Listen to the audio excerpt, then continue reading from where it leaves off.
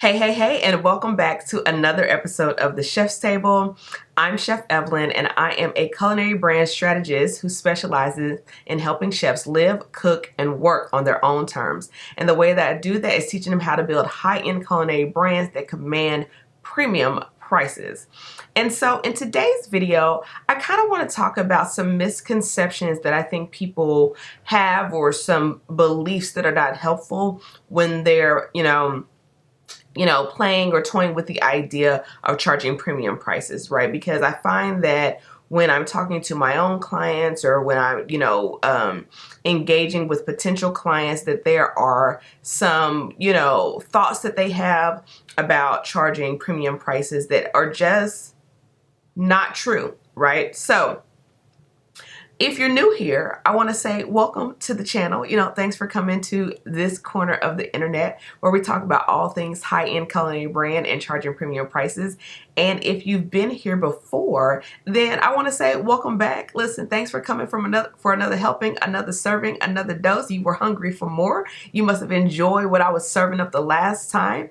And listen, if you haven't been here before, I say this in a lot of my videos. If you see me looking down, it's because I'm looking at my notes, right? Because I value your time. Listen, I don't like people to waste my time, okay? And so because I don't like people to waste my time, I'm not going to waste your time, right? So one of the ways I do that to make sure that I give you value, that I make sure that, these videos are useful to you and helpful to you, is I take the time to write it all down. So I'm not just casually cutting on the camera and just running my mouth. I want to make sure that if you're going to take time out of your precious day or evening to watch this video and get some enrichment, that it's worth your time. So let's get into some of these misconceptions about charging premium prices, because I really want you to know that if you are offering a private or a personal service that is a premium service,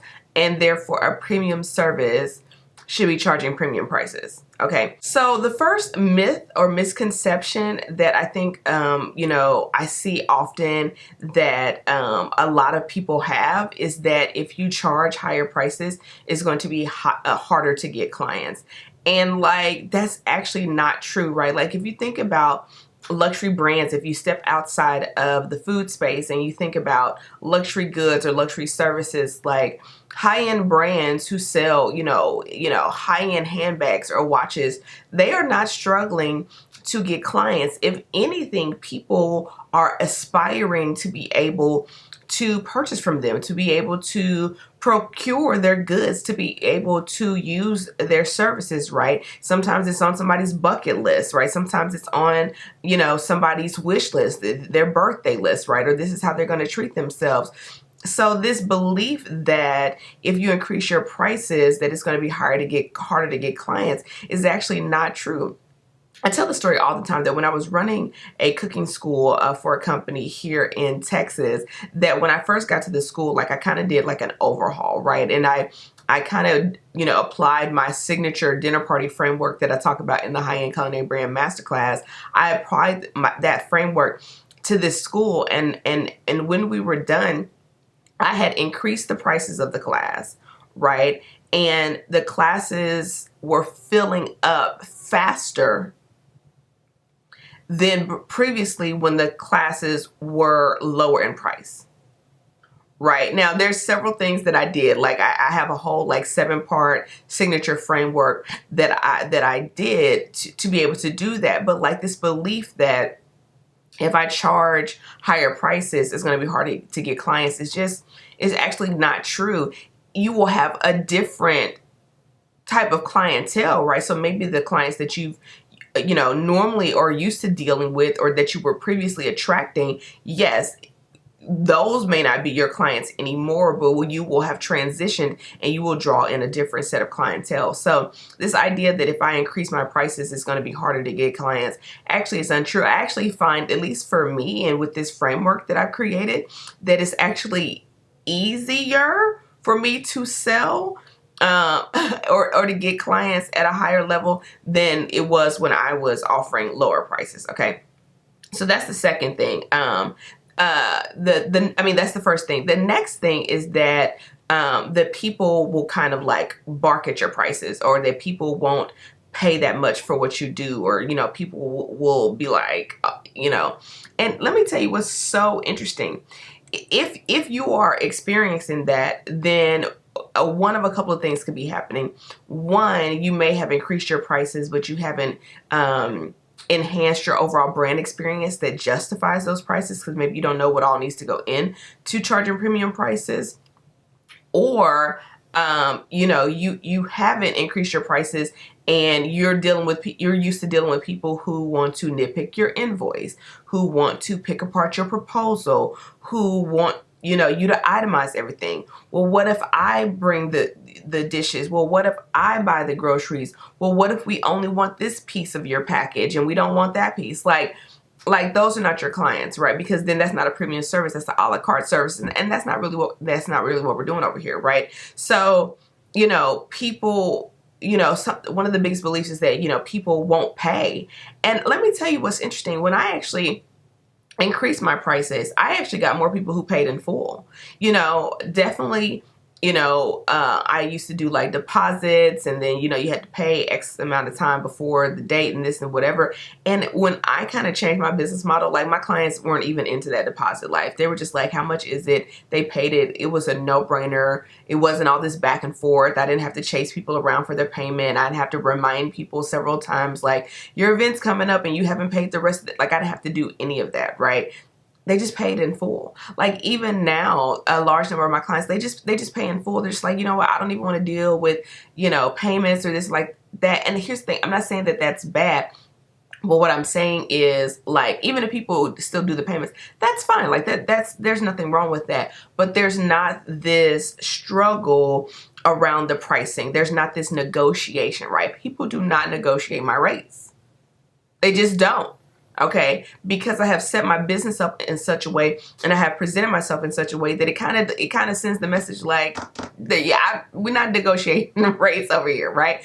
And you can do the same thing in your business, right? So the first misconception is that it's going to be hard to get clients, and the second misconception is that it's going to get hard to get people to pay the prices that you want to charge.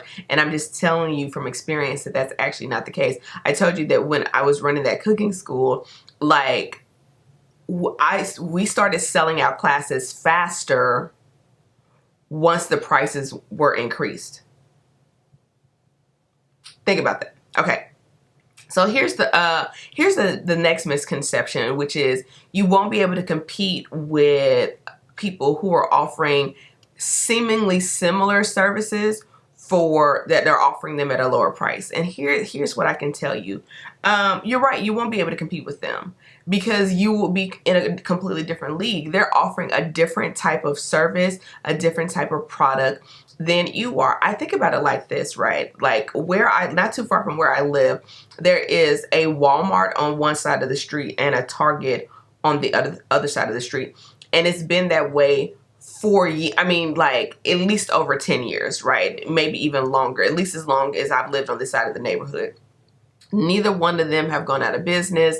Neither one of them have an empty parking lot. Like, they're both equally successful. And you would think that Walmart and Target, they seem so similar, right? Like, they both have, a grocery section. They both sell housewares, clothing,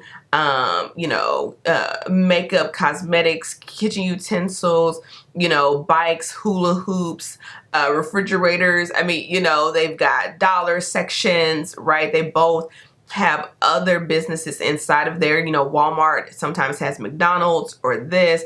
Target has like Starbucks, and soon to be they're going to have Ulta, right? And so you're like, man, even the way, that they're these big entities, right? That have these big buildings, and they're kind of like a giant drugstore, if you will, right? They both have pharmacies inside of them, right? So they have all these components, right? And, they both have e-commerce shops. Yet there are some people who are absolutely loyal to Walmart, and there are some people who are absolutely loyal to Target, and very rarely do they overlap.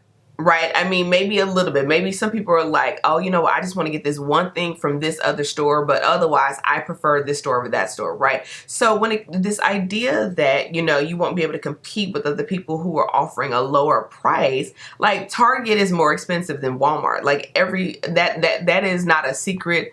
I don't think that, and here's the thing, and I don't think that they're trying to compete with Walmart in that regard. They know that there is a certain kind of clientele who likes the Target shopping experience and the things that they get at Target, that yes, Walmart seems to be doing almost the exact same thing, but there's a different type of clientele who likes to go to Walmart, right?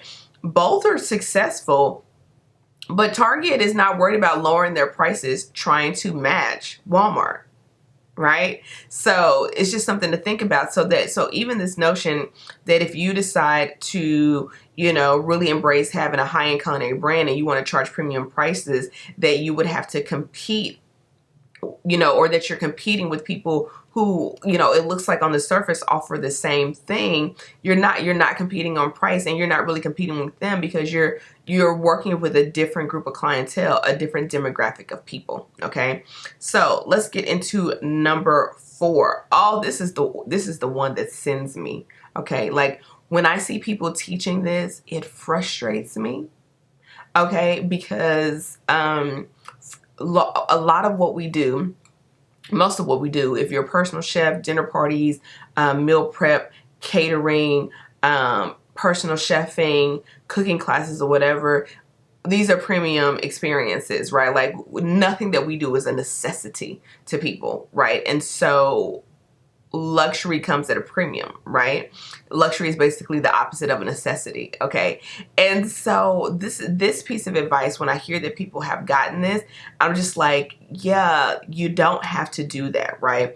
Which is that you have to start with lower prices and then over time increase your prices.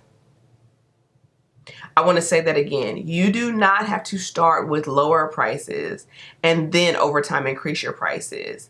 Your price is your price, right? Your rate is your rate, right? And so, you know, because here's the thing, what's going to change? Like you still have the same skill set. You're still going to be offering this amazing service. Like, why am I discounting it? Just because, like, and here's the thing, if you're watching these videos, you're probably not new. You've probably worked in food, or you've been cooking a long time, or whatever have you. Like this, you still get the service. Like I don't have to start low. Like, as you can see, it just gets me so flustered because I'm just like, who made that up? Who said that? Who said that was true? I don't agree with that. I know for me, the moment that I realized, like, oh, I'm offering a premium service here, I immediately went in and changed my prices. I didn't be like, well, okay, in a year's time, I can increase it to this, and then 5 years from now, I'll be able to charge this price, because that's a very corporate employee mindset that says you can't earn this much because you don't have enough years in. Like that's not how entrepreneurship works.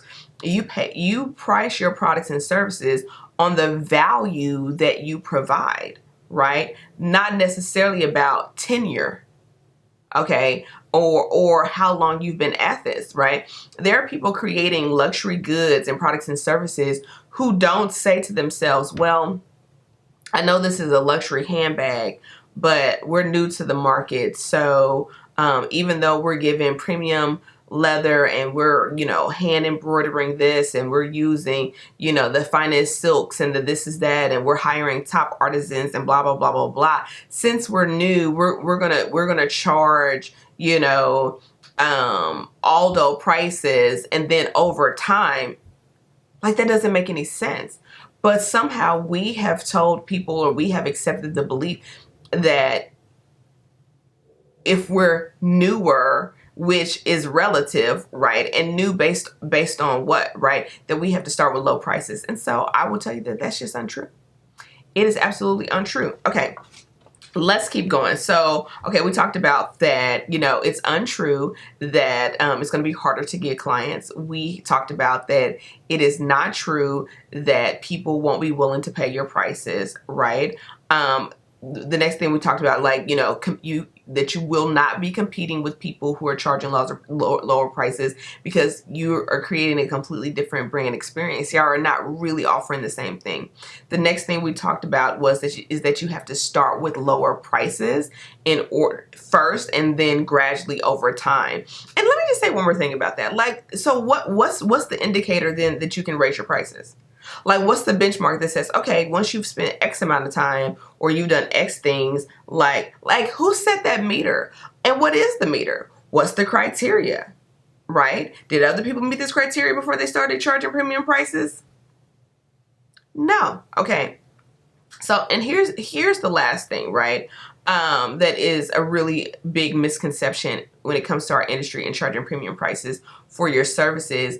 It's this belief that if I just make more gourmet food and use more expensive ingredients, that in itself is enough to increase my prices. That's also not true, right? And you've heard me talk about this before. There's a reason why some people can only charge $5 for a hamburger and some people can charge $45 for a hamburger. And here's the thing though, like, there's only so high of a quality you can go with the beef. There's only so high quality you can go with the ingredients and things like that, right? And I can tell you that that difference in price is not linear or directly proportional to just the increase in the food cost or the increase in the quality. Quality is absolutely important. It is absolutely paramount to a high-end culinary brand. It is a must. It is a given, right? That you have to have a quality product or service.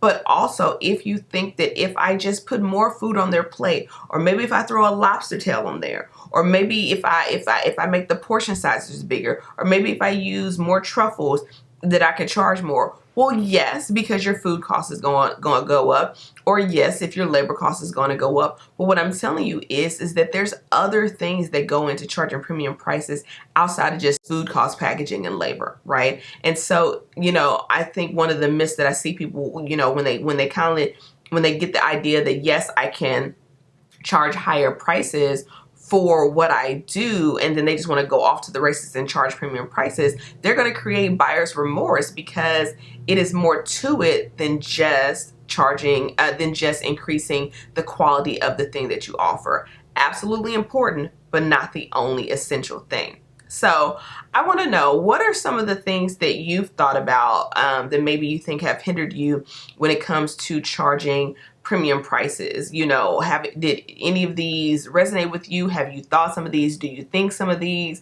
Do you have other thoughts about, like, you know, do you have other like apprehensions or concerns when it comes to charging premium prices? Let me know in the comments below. And if you enjoyed this video, then make sure you subscribe to the channel and share it with another foodie friend, right? Like, if you have chef colleagues or people that, you know, you got business besties, if you will, share this video with them, because sharing is caring. And I will see you in my next video. Peace.